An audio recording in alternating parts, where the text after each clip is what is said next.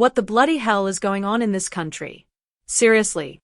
If you've had it up to here with spineless pollies, woke nonsense clogging up the airwaves, and a media so far up Labour's backside they need a bloody GPS to find daylight again, then you're in the right place. Strap in, grab a beer, and brace yourself, 'cause I'm about to tear the absolute guts out of this circus we are calling an election campaign. And yeah, if you're easily offended, maybe go watch a TikTok about vegan lasagna or something, because this one's not for the softies. Before we dive into the lies, the lunacy, and the woke meltdown, smash that like button, subscribe if you've got the guts to hear the truth the media won't tell you, and drop a comment letting us know which political clown has failed you the most. And hey, if you're as fed up as I am with the spin, the gaslighting, and the nonsense, grab the Albo knows best tea. It's sarcastic, it's spicy, and it's just $16 for the next 48 hours. Links in the description, legends. Right. First off, Labour. Or should I say, the misinformation masters of the millennium. This mob has turned politics into a Netflix drama, but without the good writing. I mean, have you seen the campaign? It's all smoke, mirrors, and Dutton this, Dutton that. You'd think Peter Dutton was hiding under Albo's bed whispering economic nightmares into his ear the way they go on. Dutton wants to steal your Medicare. Dutton's gonna take away your TikTok. What's next? Dutton stole me dog. Give it a rest. It's a psychological obsession at this point. They are more obsessed with Dutton than teenage girls were with Harry Styles in 2014. But here's the kicker. While they are throwing shade like Year 9 drama queens, they are quietly pulling some of the dodgiest political maneuvers we've seen since the good old Pink Bats disaster. Remember that? Yeah, well now it's solar panels, gender pronouns, and magical mystery economics. And don't even get me started on energy prices. Albo reckons the prices are going down. Mate, prices haven't gone down since Bunnings snags were $2. Everything's going up: rent, power, groceries, even the price of a bloody Freddo frog.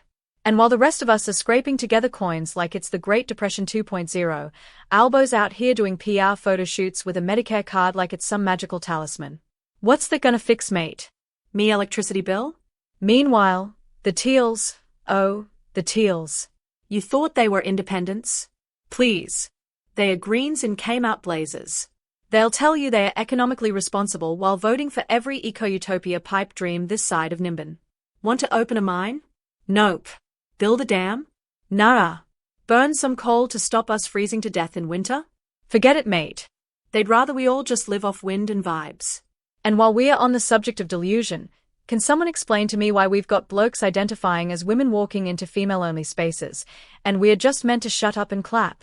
We've got entire government departments scared stiff of offending someone by saying mum or dad, and somehow if you speak up, you're the problem? Nah, bugger that. It's biology, not bigotry. You know what's worse? This nonsense has crept into our laws. Self-ID laws. Yep, here in Australia. You can legally just decide you're a woman and bam, access to women's shelters, sports, changing rooms. Doesn't matter if you're built like a second row forward for the Broncos. If you say you're a woman, then apparently that's all it takes now. Bloody hell, even the UK courts just said, yeah nah, to that rubbish. But us? We are still dancing around it like it's Mardi Gras. And the education system? Don't even get me started. Kids being taught more about gender identity than maths or critical thinking. Year 3 kids being shown rainbow pronoun charts before they can spell pronoun. What happened to just teaching reading, writing, and a bit of footy? These poor buggers are gonna leave school knowing how to pick their gender from a list but not how to do their taxes. Real helpful, that. Then there's the media, the objective press, yeah right. They are like Labour's unofficial cheer squad. Half the journos couldn't ask a tough question if it was printed on a cue card in bold font. When Albanese forgot how the economy works last election, they gave him a sympathy cuddle. But if Dutton blinks the wrong way, it's front page news, Dictator Dutton's eye twitch of doom. You reckon that's fair coverage? Give me a break. Now look, I'm not saying the Liberals are saints. Far from it. Sometimes Dutton looks like he's trying to win a staring contest with a brick wall.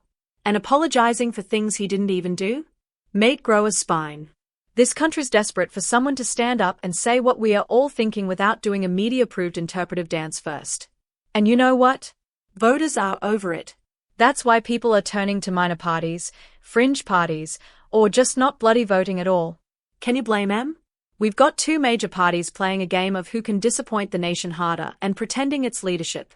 It's not leadership, it's performance art. And not the good kind. More like a school play with a broken microphone and a script written by ChatGPT on a bad day. Oh, and here's the cherry on top. While we're being told to tighten our belts, the same politicians are handing themselves raises, flying around in business class, and banging on about climate targets while lighting up more emissions in one trip than my Corolla does in a year. We are all in this together, they say, from the comfort of a taxpayer-funded lounge with a free latte in hand. This whole thing, the campaigns, the media, the policies, the lies, it's cooked. Fully cooked. Overdone. Burnt to a crisp. And it's not just a joke anymore. It's dangerous. Because when you lie to people long enough, when you twist reality so far that up becomes down and right becomes offensive, people stop trusting anything. And when that happens, democracy starts to rot. So yeah, this video's controversial. But maybe that's what we bloody need right now.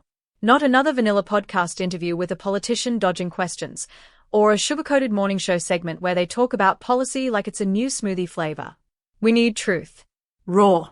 Unfiltered. Aussie as hell. If you're still watching and you reckon I'm talking SHT, tell me in the comments. If you agree and you've had enough of the bullshit, smash that like button, share this with your mates and subscribe, because I'm not finished yet. There's more to say, more to rip into. And trust me, they're not gonna like it. And yeah, if you've got a sense of humor left after this mess, grab the Albo Knows Best t-shirt, $16 for the next 48 hours. It's either that or we start printing Peter Dutton 4 p.m. bumper stickers just to mess with them. Australia, wake up. The circus is in town, but you don't have to buy a ticket.